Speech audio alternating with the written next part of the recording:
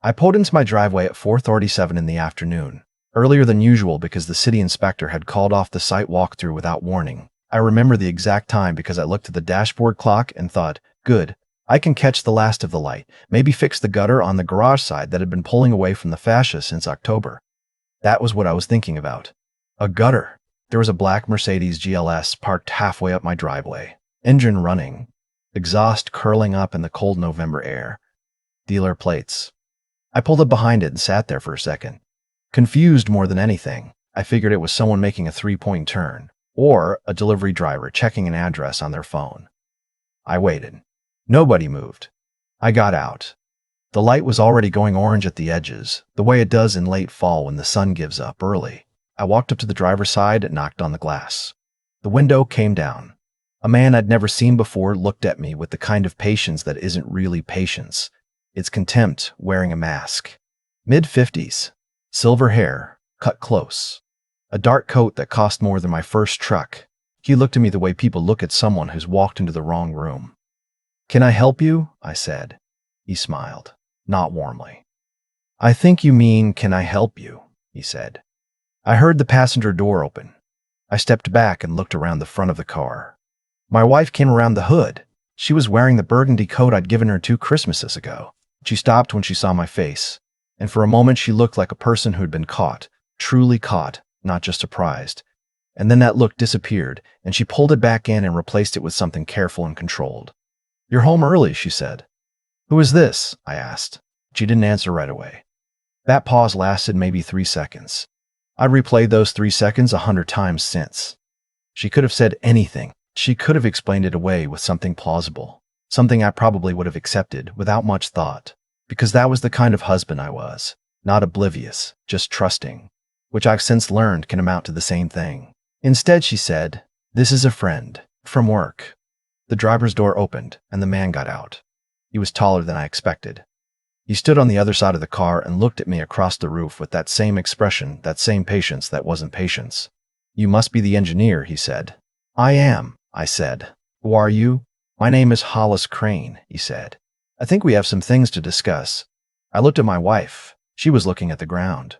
"Inside," I said. "Actually," Crane said, "I prefer to keep this brief. I've made your wife a very reasonable offer. I'd like her, and you by extension, to accept it."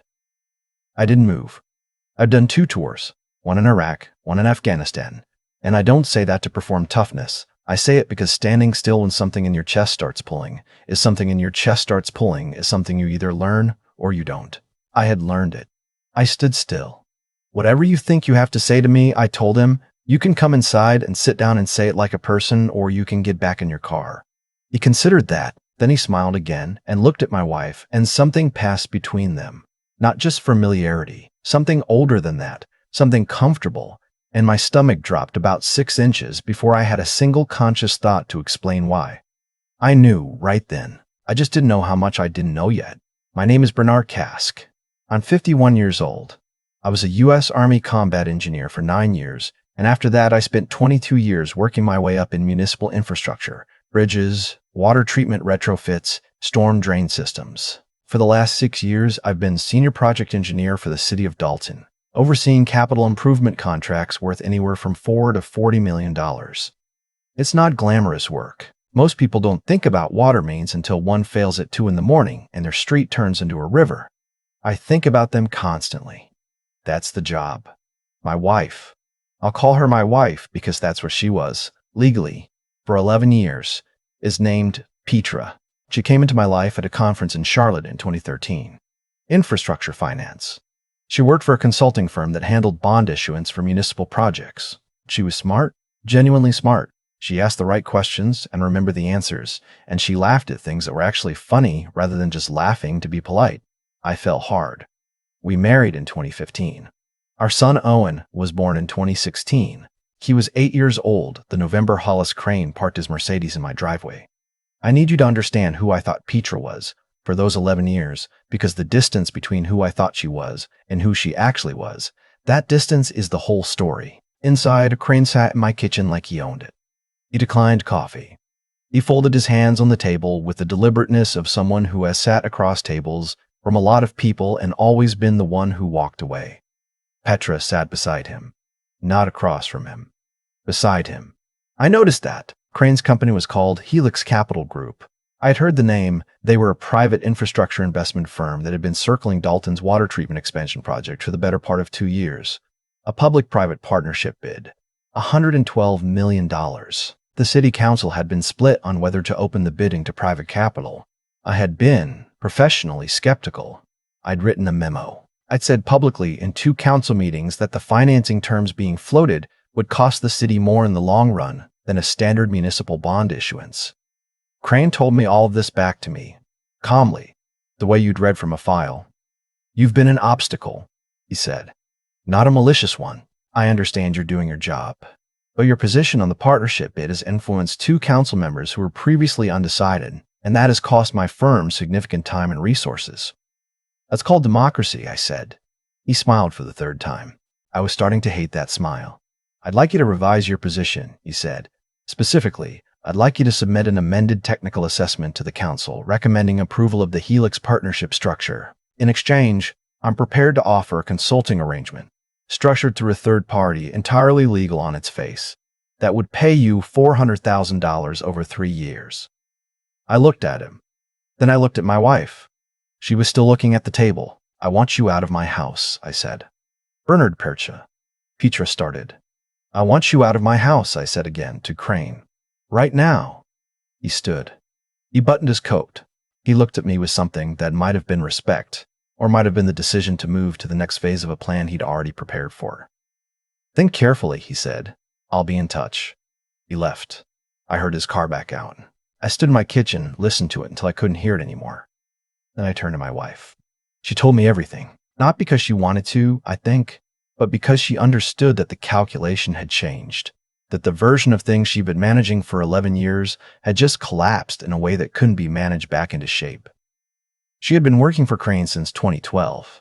The consulting firm, the conference in Charlotte, the career in municipal finance, all of it real, all of it also a mechanism. Crane had needed someone inside the municipal infrastructure world who could build relationships with city engineers in mid-sized markets, the kind of people who didn't make headlines but whose professional opinions moved capital. Petra was good at her job in both senses. She'd been in 4 other cities before Dalton. She'd met me in Charlotte, and it had worked out better than expected for Crane's purposes. A marriage, a child, deep roots, 11 years. Owen was in 2nd grade. He'd drawn a picture of our family that was hanging on the refrigerator with a magnet shaped like a pineapple. I kept looking at it while she talked. When she finished, I said one thing. "Does Owen know anything about any of this?" She said no. I believed her. That was the one thing I believed. I told her she needed to find somewhere else to stay. She didn't argue. I didn't sleep that night. I sat in the kitchen until about 2 in the morning, and then I went to the garage and stood there in the cold and stared at the gutter I'd been planning to fix. I thought about 11 years of meals and conversations and vacations and ordinary Tuesdays. I thought about Owen learning to ride his bike in this driveway the summer he was 5, and Petra running alongside him with her hand on the seat, and the moment she let go and he didn't know yet, he just kept pedaling, and both of us watched him go. I thought about what that memory was worth now. I'm not going to tell you I was cold and strategic from that moment forward, because I wasn't. I was wrecked. I sat in my garage and I was completely wrecked for a long time. But there's a thing that happens. If you've been in situations where being wrecked was not an option, a part of your brain that stays functional even when the rest of you is falling apart. I built that part over years. It started running. Crane had bribed public officials before. Nobody offers $400,000 to one city engineer in a $100 million deal unless that move has worked in other places, which meant there were other places, which meant there was a trail. And I had something Crane didn't know I had. I was already being asked to cooperate with the FBI. Not about Crane. About something else. A separate bid rigging investigation involving a contractor named Vincent Pruitt, who'd won 3 city contracts in a row through what the FBI suspected was a kickback arrangement with a former city procurement officer. I'd been interviewed twice, as a witness, not a target. The agent handling it was a woman named Special Agent Kelsey Vance. I had her card in my desk drawer. I went inside and found the card. I sent her an email at 2:43 in the morning. I said I needed to meet with her as soon as possible and that I had information about a separate matter that I believed was significantly larger than the Pruitt case. She responded at 7:15 a.m. We met at 11. I wore a wire to every conversation I had with Hollis Crane after that. That's not the most dramatic sentence I could write, but it's the one I want you to hear clearly, because the comment I hear most from people when they find out about this case is some version of "why didn't you record him?" I did. I went in prepared every single time, because when you've been deceived for 11 years by someone you trusted completely, the one thing you refuse to do is give the people who did it a second chance to use your goodwill against you. Crane called 3 days after the kitchen meeting. He was cordial. Assumed I'd had time to reconsider. I met him for lunch at a restaurant downtown, the kind with white tablecloths and a wine list. Agent Vance and 2 colleagues were in a gray Suburban 2 blocks away. I had a transmitter in the breast pocket of my jacket, and I ordered the salmon and I let Crane talk. He talked a lot. He laid out the full structure, the third-party consulting arrangement, the LLC it would flow through, the offshore account where the principal would sit before being distributed. He mentioned 2 other cities by name, Meridian, Mississippi, and Rockford, Illinois, where similar arrangements had been made with municipal engineers who had, as he put it, come to understand the value of cooperation. He mentioned a city council member in Dalton by name and said that this person had already been, he paused here, accommodated. I asked him about Petra. I needed it on the record. She was instrumental, he said. She's very good at what she does. I imagine that's been difficult for you to process. You used my family, I said.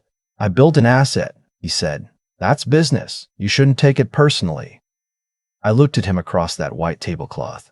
I said, I don't. 2 weeks later, a federal grand jury convened. The part I haven't told you yet, the part that came apart before the indictments did, was Owen. He knew something was wrong. Of course he knew. Petra was gone. I was distracted and exhausted. And 8-year-olds are not as unobservable as adults tend to assume. He'd been quiet for a week, eating his cereal in the morning without saying much, doing his homework at the kitchen table while I sat across from him pretending to read. Then one night, he looked up from his math worksheet and said, Dad, did Mom do something bad? Worksheet and said, Dad, did Mom do something bad? I put down my book. Why do you ask that? She cried when she picked me up today, he said. And she didn't say anything the whole drive. She just drove. And I could tell she wanted me to ask, but I didn't know what to ask. I took a breath. I said, Mom made some mistakes. Grown-up mistakes. That's between me and Mom. It has nothing to do with how much we both love you. He thought about that. He's a careful thinker, Owen. He doesn't rush to conclusions. Are you going to get divorced? He said. I said, I don't know yet. He nodded. He went back to his math worksheet. But after a few minutes, he said, without looking up, I want to live with you. I didn't say anything for a moment. Then I said, okay. He said, okay. Back, like we'd decided something together, like 2 people who'd agreed on something fair. I had to get up and stand at the kitchen sink for a minute. The federal case moved fast by federal standards, which still felt agonizingly slow. In the 6 months between Crane's lunch and the first round of arrests, the FBI built a case that touched 7 cities, 4 states, 11 municipal officials, and an offshore account structure routing through 3 shell companies registered in Delaware, the Cayman Islands, and the Isle of Man. Crane was indicted on 14 counts: bribery of public officials, wire fraud, conspiracy to defraud the United States government, and money laundering. The city council member in Dalton, a man named Gerald Poole, who had been serving for 16 years and who I had genuinely liked, was indicted on 4 counts of accepting bribes. The municipal engineers in Meridian and Rockford were indicted as well. I was not indicted. I testified before the grand jury twice and before the trial jury once. Petra was a more complicated situation. She cooperated. Fully, Agent Vance told me, in terms that were careful but clear, that Petra's cooperation had been significant. She had records, emails, financial documents that she had retained over the years, in a way that Vance described as suggesting she had been uncertain, for a long time, about how this would eventually resolve. I don't know if that was conscience or self-preservation. I don't know Petra as well as I thought I did, so I can't tell you with confidence which one it was. She pled guilty to 1 count of conspiracy. She received 30 months in federal prison. Under the federal sentencing guidelines as they now stand, there is no parole. She will serve that time. I was at the sentencing. She looked at me once from the defense table. Before the judge read the sentence, I didn't look away. I didn't want to punish her with it. I didn't look away. I needed to see her clearly, I think. I needed to see her as she actually was, not as I'd imagined her. She mouthed something. It might have been, "I'm sorry." I'm honestly not certain. Crane's attorney tried a number of strategies at trial. The most aggressive was attempting to characterize my cooperation with the FBI as itself a kind of entrapment, arguing that by agreeing to wear a wire without immediately disclosing my marital connection to Petra, I had somehow contaminated the investigation. The judge dismissed this argument in about 45 seconds. The jury deliberated for 11 hours. Guilty on all 14 counts. Federal sentencing for Crane came 4 months later. 19 years. Under federal guidelines, he will serve the full term. His attorney was very good and very expensive, and 19 years was still the outcome. Some things are not recoverable. Some positions you can't buy your way out of once the tape exists. Gerald Poole, the council member, received 22 months. He resigned from the council the day he was indicted, which was dignified of him, I suppose. In the same way, closing the barn door after the horse is gone is technically still closing a door. I'll tell you about the thing I wasn't expecting, which was the response from the city. I'd assumed, going into this, that my career in Dalton was finished. You cooperate with a federal investigation that takes down a council member and implicates your wife in 11 years of intelligence gathering, and you don't expect to come out the other side still showing up to work on Monday. I had started updating my resume before Crane was even arrested. The city manager, a straightforward woman named Beverly, who I've always respected, called me into her office 2 days after the indictments were announced. I sat across from her expecting the conversation to be about next steps, transition timelines, a graceful exit. She said, "I want you to know that your position is secure. Your pension is untouched, and the city of Dalton considers itself fortunate that you did what you did." I didn't say anything. She said, "The water treatment project is going back out for bids under a clean process. I'd like you to oversee it." I said, "Beverly, I'm not sure I'm the right person." She said, "Bernard, you're the only person." I thought about it for a moment. Then I said yes.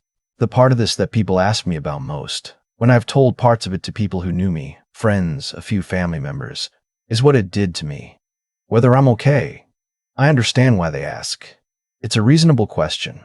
The honest answer is, I'm different. I don't think I'm worse, but I'm different. I'm less trusting in ways that are sometimes useful and sometimes lonely. I notice things I didn't used to notice. Pauses before answers. Choices about where someone sits. The particular tone of voice someone uses when they're managing you versus when they're talking to you. I notice those things all the time now, and I can't turn it off. Owen is 9.5, is doing well in school. He's reading above grade level, and he's on a soccer team.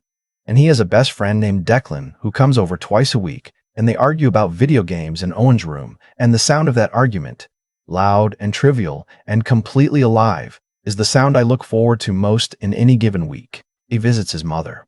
She's permitted calls and supervised visits. He goes because he wants to, not because I insisted, which matters to me. I've said one thing to him about it, that his mother loves him, and that what she did was wrong. And both of those things can be true at the same time. He seems to understand that. He's better at holding complicated things in his head than I was at his age. Last month, he asked me, out of nowhere, while we were driving to his soccer game, "Dad, do you think she knew you were going to figure it out?" I thought about that for a mile or so. "I don't know," I said. "Why?" "Because she kept the files," he said. "You told me she kept the files. Why would you keep something if you didn't think someone was going to need them someday?" I looked at him in the rearview mirror. 9 years old. I said, "I don't know, bud. Maybe she did." He looked out the window for a while. Then he said, "I think she did. Maybe. I've thought about it since. I'll probably keep thinking about it. What I know is this. Hollis Crane is in a federal correctional facility in Pennsylvania. Gerald Poole is living with his sister in Knoxville, working at a hardware store, which I know because someone told me, and I honestly don't think about it much. Petra is serving her sentence at a minimum security facility in Virginia. The water treatment expansion is under construction. It came in $12 million under Helix's proposed terms, and on a financing structure that will cost the city less over 20 years than any of the private capital alternatives would have. I fixed the gutter in February. It took about 40 minutes. Some days I drive home and pull into the driveway, and I sit in the car for a minute before going inside, just looking at the house. Nothing dramatic. I'm just looking at it, making sure it's still mine. It is. That's enough. I've spent a lot of time thinking about what actually happened to Hollis Crane. Not in a legal sense. That part is straightforward. 19 years, full term, no parole. I mean, what happened to him and the way that things happen to people who spend decades treating other people as instruments. At some point, the habit becomes the whole person.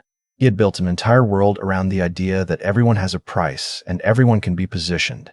He was right often enough that he stopped being able to imagine being wrong. That's not a character flaw. It's a choice. Made so many times, it stopped feeling like one. I think about Petra differently. She was good at her job in both the real sense and the other sense, and I used to find that impossible to hold at the same time. Now I think it's actually the most important thing to understand about her. She wasn't a different person in each role. She was one person who had agreed, a long time ago, to use genuine ability in the service of something that didn't deserve it. The talent was real. The warmth toward Owen was real. The mechanism she was part of was rotten. All of that was true simultaneously, and the mistake I made for 11 years was assuming that because the warmth was real, the rest must be too. That's not stupidity. That's what trust looks like when it's working the way it's supposed to. The problem is that trust doesn't come with a sensor that tells you when it's being exploited. What I've learned, and I mean learned the hard way, not the kind of learning you do from a book or a quote on a wall, is that integrity is most expensive when it costs you something you actually want to keep.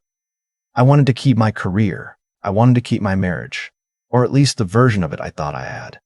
I wanted to keep the story I'd been telling myself about the last 11 years. Saying no to Crane's offer cost me all three of those things simultaneously, in the same afternoon, before I even had time to understand what was happening.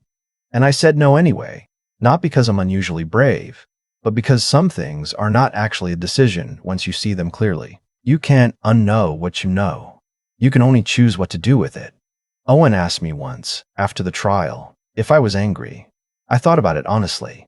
I said that angry wasn't quite the right word anymore. I told him that when something is built on a false foundation, it falls. Not as punishment, not as cosmic payback, but simply because that is what things built on false foundations do. Crane built his world on the assumption that everyone could be bought. That assumption eventually produced a situation where a wired city engineer sat across from him over salmon and white tablecloths and let him talk.